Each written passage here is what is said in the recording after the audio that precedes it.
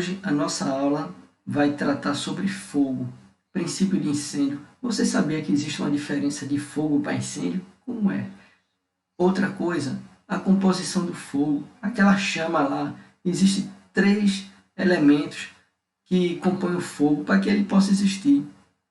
Então é o seguinte, e ainda tem normas, no caso norma, tratando especificamente como se deve trabalhar com incêndio, princípio de incêndio, prevenção contra um incêndio, que é a nossa norma aí, a NR23, norma regulamentadora. Aí é o seguinte, eu separei 2 vídeos bem interessantes, um vai tratar sobre o fogo e depois nós veremos a questão da norma, a importância da norma NR23, tá bom? E então vamos ao nosso primeiro vídeo sobre fogo.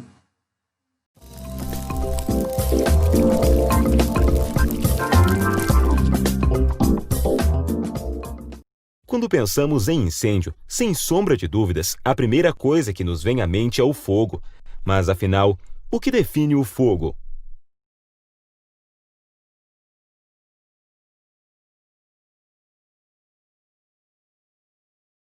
São materiais combustíveis que se transformam e combinam com o oxigênio do ar, produzindo calor e chamas. Como esta pequena fogueira. O fogo é gerado através da reação entre um material combustível que, quando combinado ao oxigênio e ao calor, como fonte de energia, forma uma chama ou pequena fogueira, que, se não for controlada, pode se transformar em um incêndio. Uma outra maneira de se definir o fogo é como sendo uma reação química de oxidação rápida, com desprendimento de energia sob forma de luz e calor.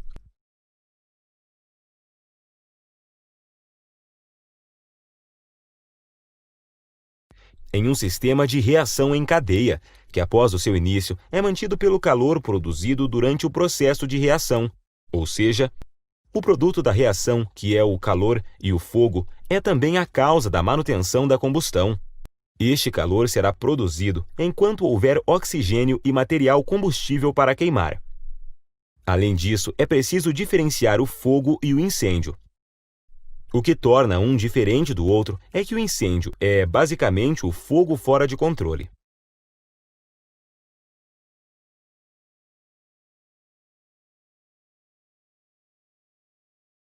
Para facilitar a compreensão dessa reação em cadeia, vamos conhecer o triângulo do fogo, que é uma maneira simbólica de representar a relação entre os 3 elementos necessários para o surgimento e manutenção da combustão.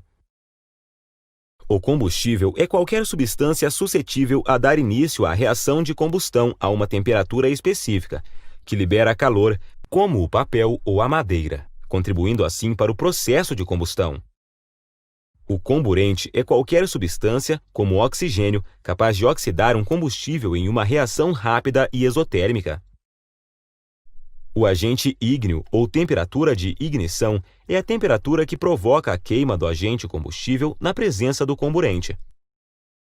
O combustível e o comburente estão sempre juntos na natureza, faltando para a combustão apenas a existência do agente ígneo. Esses 3 elementos fazem parte do triângulo do fogo, que, em conjunto com a reação em cadeia, mantém a chama acesa. Porém, se algum destes elementos for retirado da reação, não haverá mais combustão e, assim, o fogo cessará, como veremos a seguir.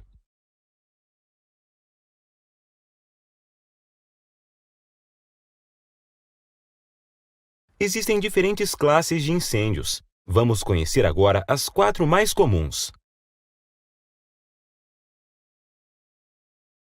Classe A.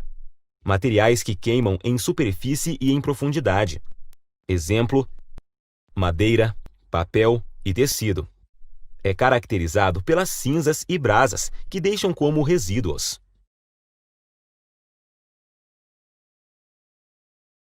Classe B. Os materiais são inflamáveis e queimam na superfície.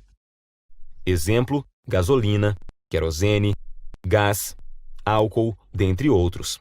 É caracterizado por não deixar resíduos.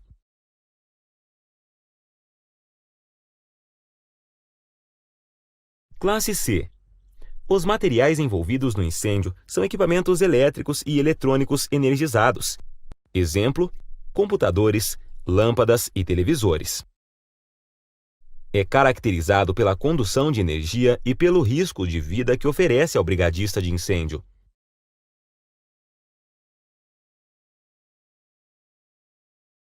Classe D. Os materiais são os metais pirofóricos e requerem agentes extintores específicos. Exemplo: pó de zinco, sódio, magnésio, lítio e cádmio. É caracterizada pela queima em altas temperaturas e por reagir com agentes extintores comuns, principalmente os que contêm água, que não devem ser utilizados.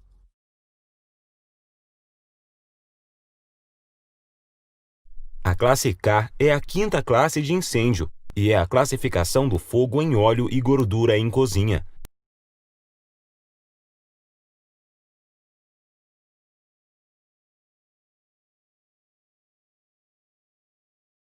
Agora que já sabemos o que é fogo, a sua diferença para incêndio e as classes de incêndio, veremos alguns métodos para eliminá-los.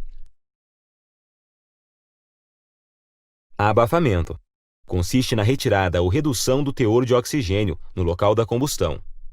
É o método mais eficaz no combate ao incêndio classe B.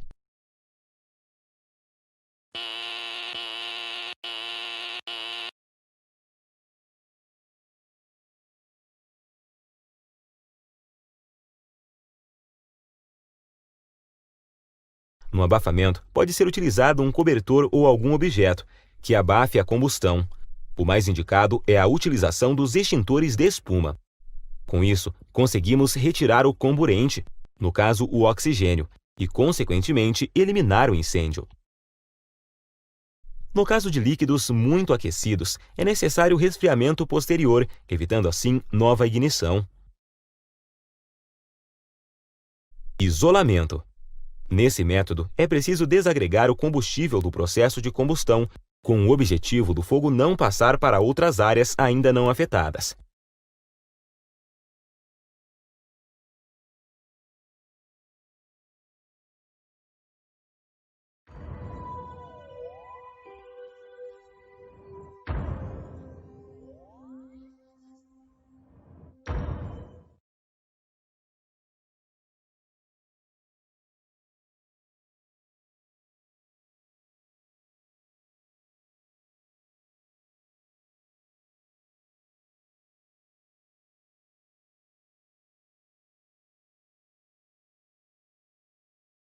Resfriamento.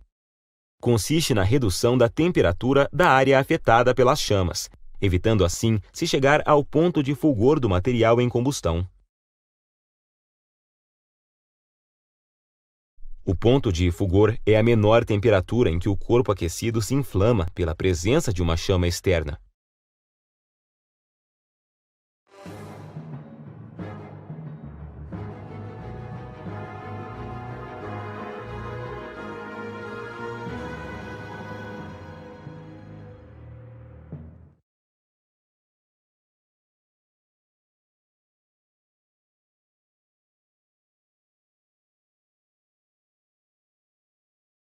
Quando jogamos água em um incêndio, estamos esfriando, ou seja, retirando o componente calor e eliminando o agente ígneo, pois não temos mais a temperatura de ignição necessária para a reação em cadeia que mantém o fogo vivo.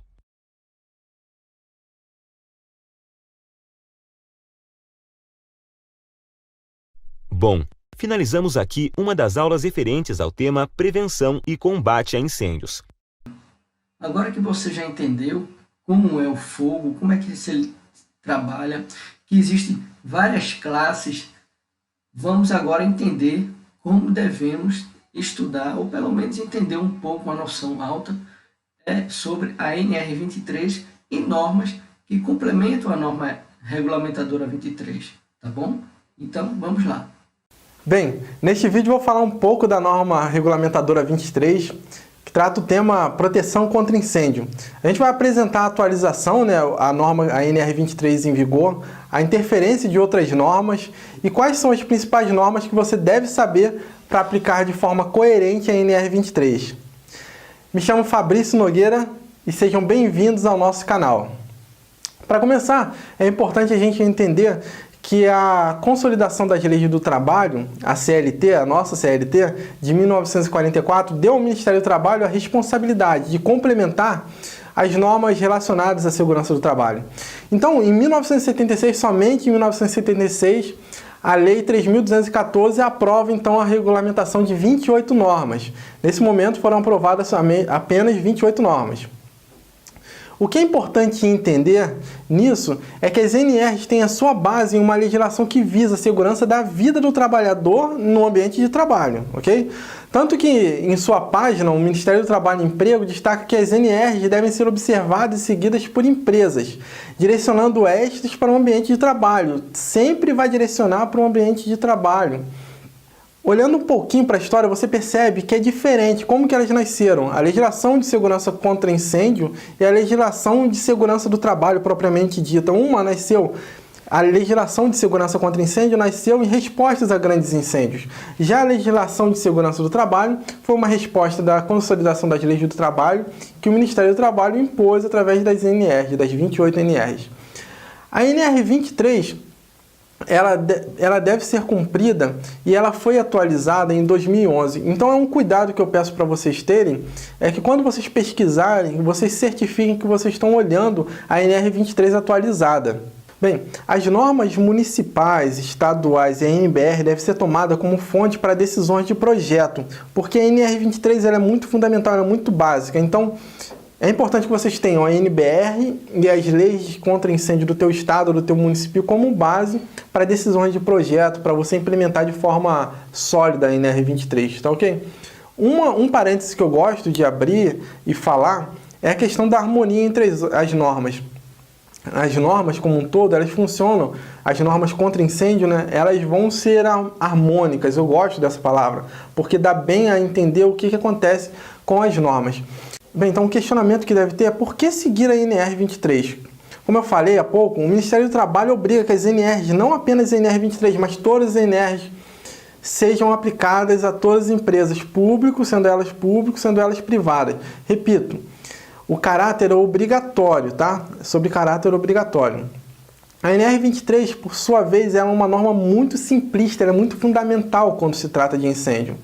Então, no primeiro item da norma de 2011, né, que é atualizada, que está em vigor, você percebe que ela pede para você, o primeiro item fala o seguinte, olha, a autoridade para compor as normas específicas de incêndio está em poder de cada estado e da ABNT, onde estas aí sim devem fazer parte do padrão a seguir com complementariedade da NR 23. Depois, a NR 23 vai exigir que os empresários passem aos trabalhadores todas as informações sobre a utilização dos equipamentos de incêndio, os procedimentos para evacuação e os dispositivos de alarme existentes. Então, são três itens que os empresários têm que passar para os empregados. Depois, nos itens abaixo, ela vai abordar muito a questão de escape, a forma que garanta os pontos mínimos de exigência contra incêndio. Bem, quais as normas que você deve se apoiar? Estadual e depois a NBR, tá? Deixa eu explicar. Quando a NR fala para você olhar para os órgãos estaduais, você olha para a tua lei, pelo decreto, lá que fala sobre segurança contra incêndio no teu estado. Se a tua norma do teu estado apontar para a NBR vira lei. Se não existir essa norma, a NBR então é lei. Tá ok? Isso é importante entender. Mas aí qual é o questionamento que você deve fazer? Quais são as NBRs que devem ser utilizadas para complementar? Para isso fiz uma colinha, vamos lá. A 14276, de 2006. Apesar do tema brigada de incêndio, ela é importante porque ela tem algumas definições muito importantes que você deve saber. A NBR 9077, mesmo não sendo atualizada há muito tempo, né, ela é uma NBR de 2001, ela trata aspectos importantes sobre saída de emergência em edifícios. Então, como a NR 23 fala muito sobre escape, é bom você tê-la ali perto. A NBR 11742, a porta corta-fogo para saída de emergência. Essa norma ela teve uma atualização em 2013, então ela está bem atualizadinha. A NBR 13714, que vai falar sobre hidrantes ou mangotinhos, né, que é para projeto como um todo. A 10897, que é para chuveiros automáticos. E no caso dos extintores, você pega a 12693, a 15808 e a 15809, que vai falar sobre extintores portáteis e sobre rodas. Na questão do sistema de detecção, olha a 7240 e olha a parte 3, porque ela é importante quando ela trata de dispositivos sonoros. É isso. Bom, espero que o conteúdo tenha sido proveitoso. Neste vídeo a gente conseguiu falar um pouquinho da história, o cuidado que deve ter com a atualização, com essa norma com a NR23 que foi atualizada em 2011, a questão existente entre a hierarquia das normas e as principais NBRs que devem ser tomadas como base para complementar a NR23. Bom, meu querido aluno, agora que você já sabe como é que se trata o fogo, o que é o fogo, quais são os elementos, qual é a norma regulamentadora, ficou aí à vontade de aprender mais. Até a nossa próxima aula e vou passar uma atividade lá no novo Classroom, tá? Tchau, pessoal!